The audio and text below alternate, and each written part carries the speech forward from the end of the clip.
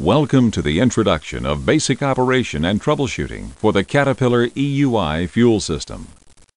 This presentation is a generalized introduction of the features, system operation, and troubleshooting basics for Caterpillar engines using the mechanically actuated, electronically controlled unit injector fuel system.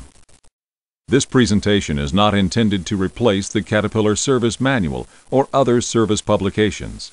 For detailed troubleshooting information, always refer to the latest service publications.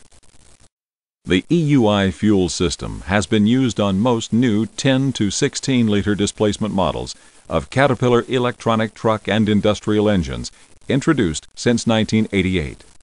This fuel system provides very high injection pressures and full authority electronic control for optimal engine performance, fuel economy, and exhaust emissions.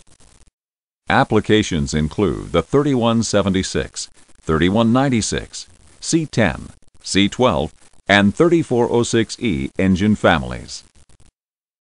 This presentation covers 4 topics: the electronic engine families using EUI, the operation of the EUI fuel system, the operation of the electronic control system, and finally, basic fuel system troubleshooting. Since its introduction in 1988, the EUI fuel system has undergone many design changes to add features and improve performance and reliability.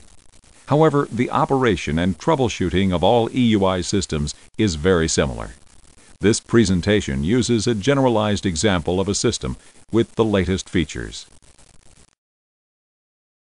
The 10-liter displacement 3176 engine was the first Caterpillar engine to use the EUI fuel system.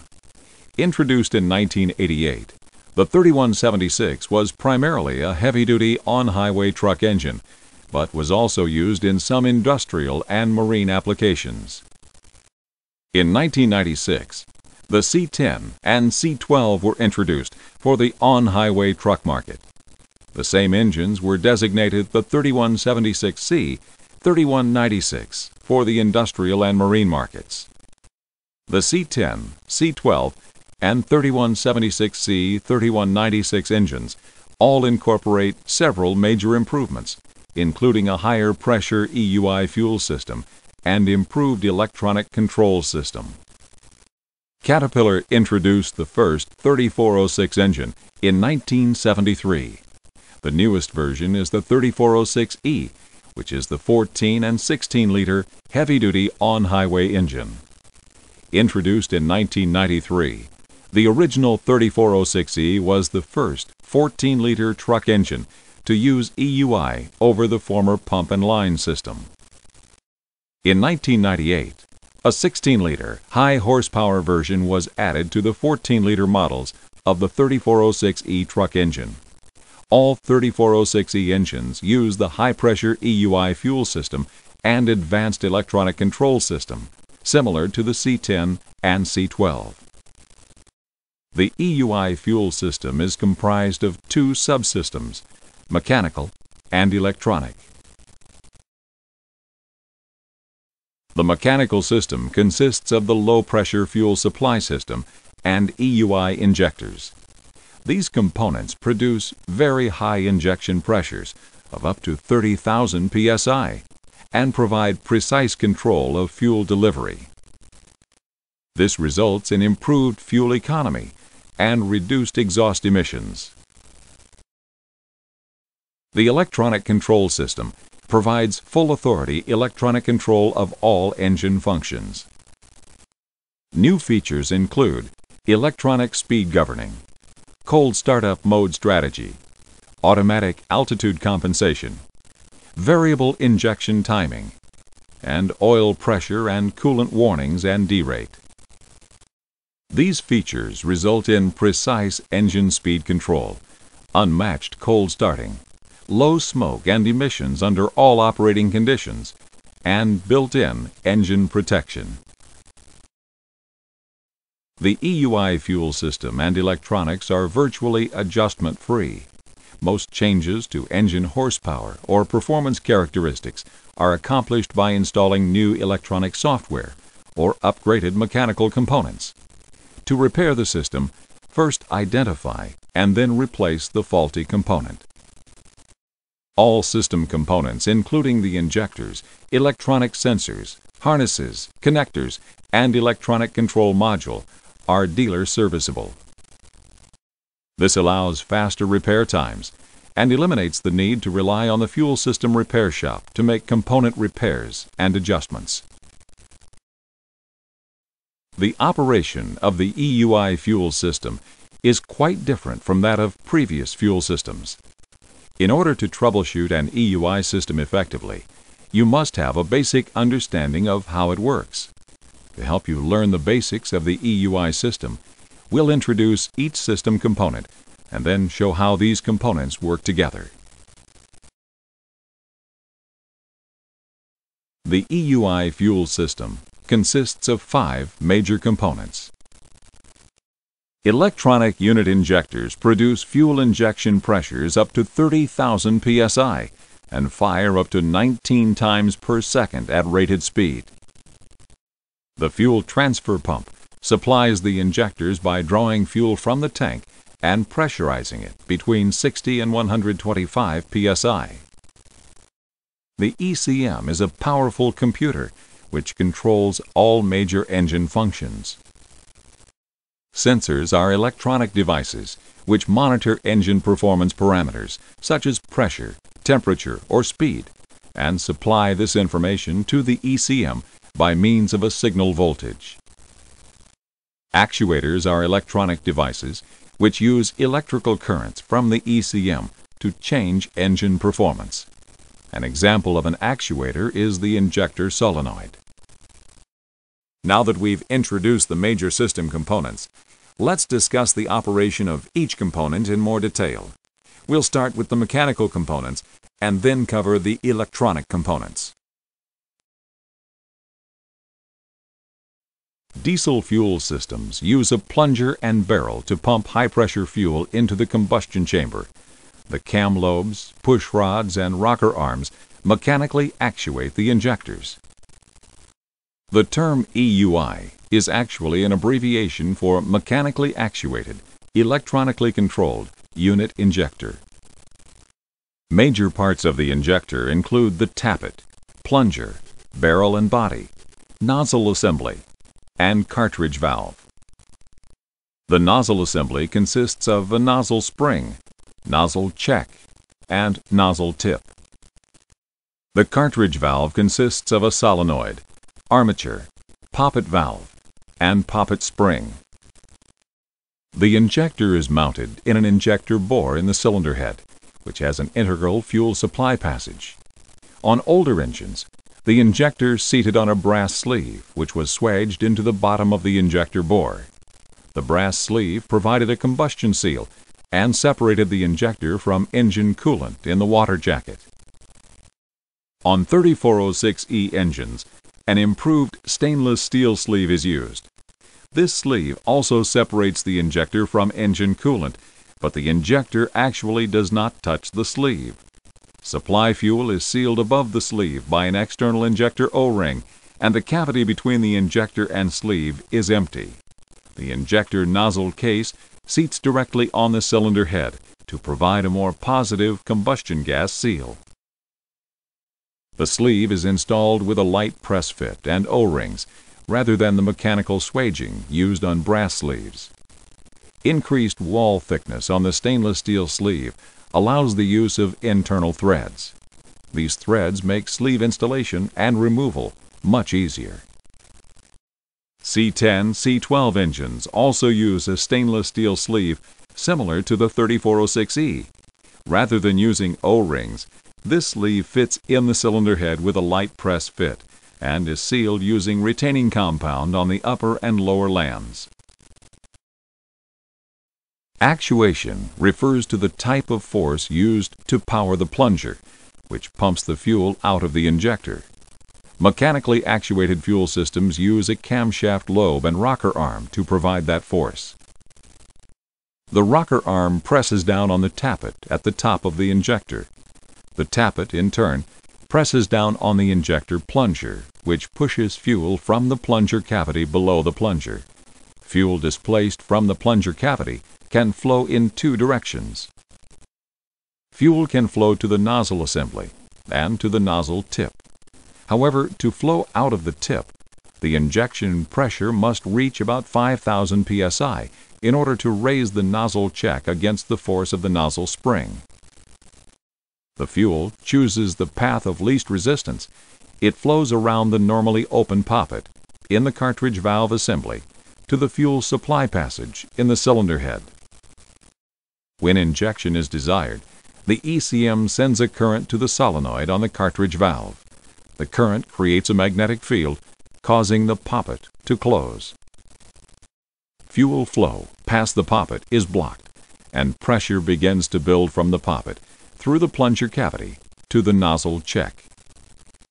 When the pressure reaches approximately 5,000 psi, the force of the high-pressure fuel overcomes the spring tension holding the nozzle check closed. The check lifts off its seat and fuel flows out of the orifice holes in the nozzle tip. This is the start of injection. The rapid flow of fuel out of the plunger cavity is restricted by the very small orifice holes. Because of this restriction, injection pressure continues to rise very rapidly, even after the nozzle check opens and injection begins. Injection pressures continue to rise until the flow rate out of the orifice holes equals that of the fuel leaving the plunger cavity. Depending on engine speed and fuel delivery, this pressure ranges from 10,000 to 30,000 psi. High injection pressures promote complete combustion and lower exhaust emissions. Pushing the fuel through the orifice holes in the nozzle tip causes the fuel to atomize into droplets in the combustion chamber. Fuel droplets burn from the outside into the center. Large droplets take longer to burn and may not have time to burn completely during a normal combustion cycle. Increasing the pressure of the fuel through the orifice holes creates smaller droplets. In turn, smaller droplets burn more completely. There are 4 stages in the operation of the EUI: pre-injection, injection, spill, and fill. The first stage, pre-injection, starts with the plunger and tappet at the top of their stroke. The plunger cavity is full of fuel, the poppet in the cartridge is open, and the nozzle check is closed. Fuel leaves the plunger cavity when the rocker arm pushes down on the tappet and plunger. Fuel blocked by the closed nozzle check flows past the open poppet to the fuel supply passage in the cylinder head. As long as the solenoid on the cartridge valve is not energized, the poppet remains open, and fuel from the plunger cavity continues flowing into the fuel supply passage. To start injection, the ECM sends a current to the solenoid on the cartridge valve. The solenoid creates a magnetic field which attracts the armature. When the solenoid is energized, the armature lifts the poppet until it contacts the poppet seat. Once the poppet closes, the flow path for the fuel leaving the plunger cavity is blocked. As fuel continues out of the plunger cavity, pressure builds very rapidly. The poppet transfers this pressure through the plunger cavity to the nozzle assembly. When fuel pressure reaches approximately 5,000 psi, the nozzle check lifts off its seat and fuel flows out the tip. This is the start of injection. Injection pressure continues to build very rapidly until the same volume of fuel, pumping out of the plunger cavity, sprays from the tip. Injection occurs as long as the plunger continues to move down and the energized solenoid holds the poppet closed. When it decides that injection should end, the ECM stops current flow to the solenoid. This collapses the magnetic field holding the poppet closed. Spring and flow forces open the poppet almost instantly. High-pressure fuel can now flow around the open poppet and into the fuel supply passage. With fuel injection pressures approaching 30,000 psi, the velocity of the fuel flowing around the poppet into the 100 psi fuel supply passage is very high. This results in a rapid drop in injection pressure. When injection pressure falls to about 3,500 psi, the nozzle check closes and injection stops. This is end of injection. The extremely fast pressure drop from peak injection to end of injection reduces particulate emissions and is an important benefit of EUI. Let's review the operation of the cartridge valve, which is the heart of the EUI injector. In order to perform correctly, this valve must be able to open and close almost instantly, seal injection pressures of 30,000 psi, and prevent leakage of high-pressure fuel during injection. Containing these elevated injection pressures without leakage requires extraordinary manufacturing precision and tolerances. Any high-pressure fuel leaking past the poppet during injection is not delivered into the combustion chamber.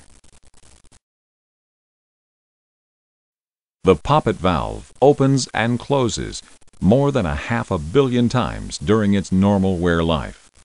The ability of the valve to function properly after hundreds of millions of cycles requires more than quality design and manufacturing.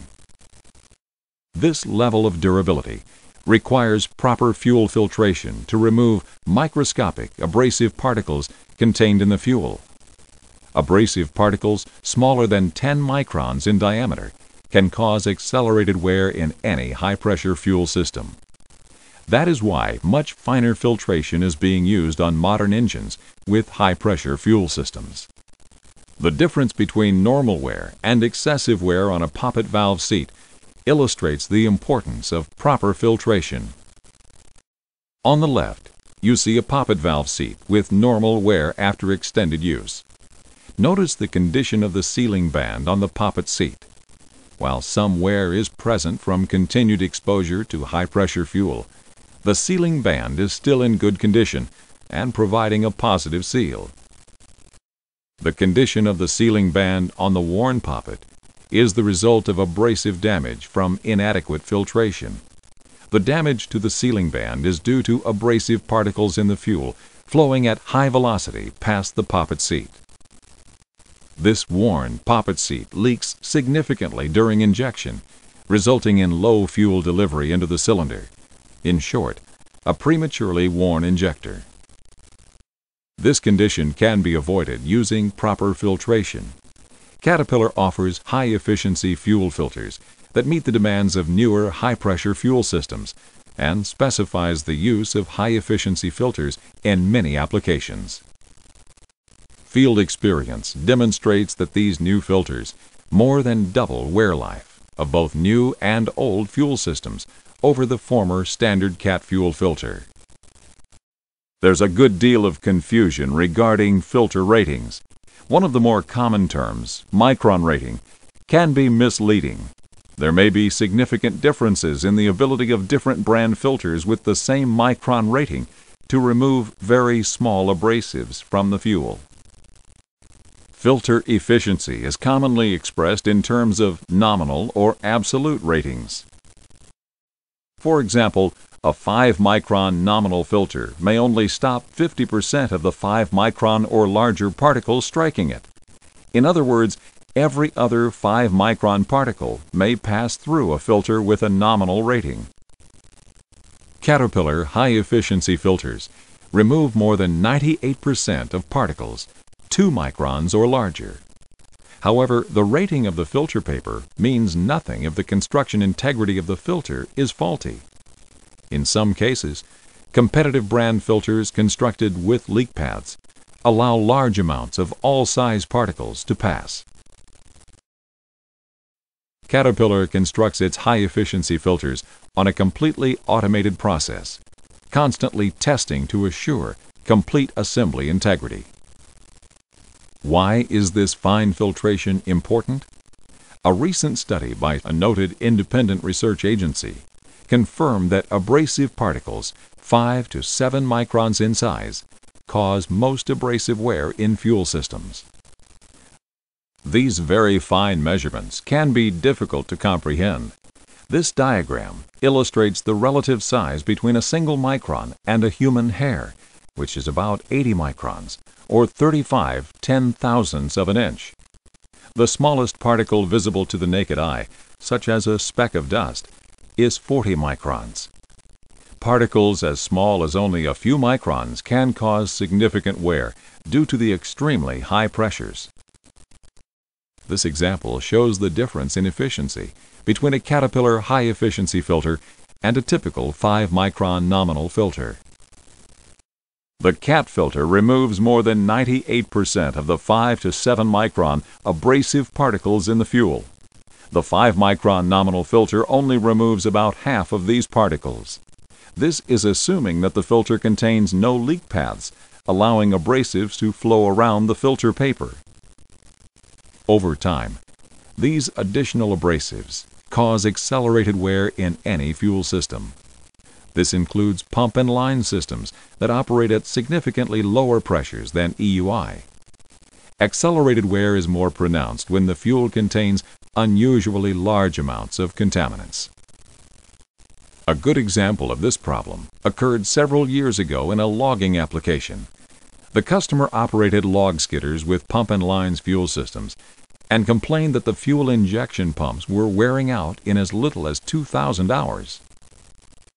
Subsequent investigation revealed no manufacturing defects, so abrasives in the fuel were suspected. The customer was using the standard Caterpillar 15-micron filter, so many of the abrasives were smaller than 15 microns. Testing the theory, which states very small abrasives are at fault, a side-by-side test was run with completely rebuilt pumps on the two identical machines. One machine remained equipped with the standard 15-micron filter, while the other machine was equipped with a high-efficiency 2-micron filter. Instead of changing filters at the recommended 250-hour change interval, both machines ran to 1,000 hours to see if the finer filter would plug from extended use. It didn't. After 2,000 hours of use, both pumps were disassembled and inspected.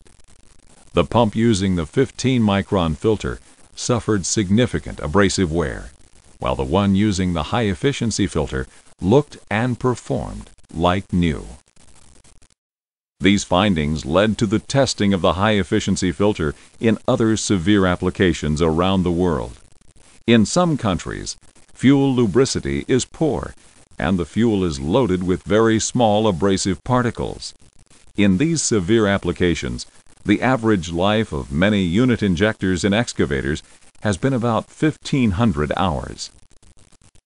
In extreme cases, injectors have worn out in as little as 200 hours. Since the introduction of high-efficiency filters in these applications, there has not been a single case of a documented system wear-out. Follow-up investigation shows some former problem machines now have over 5,000 hours of operation with no sign of injector wear. There are many other examples of dramatic improvements in fuel system life using high-efficiency filters. The improvement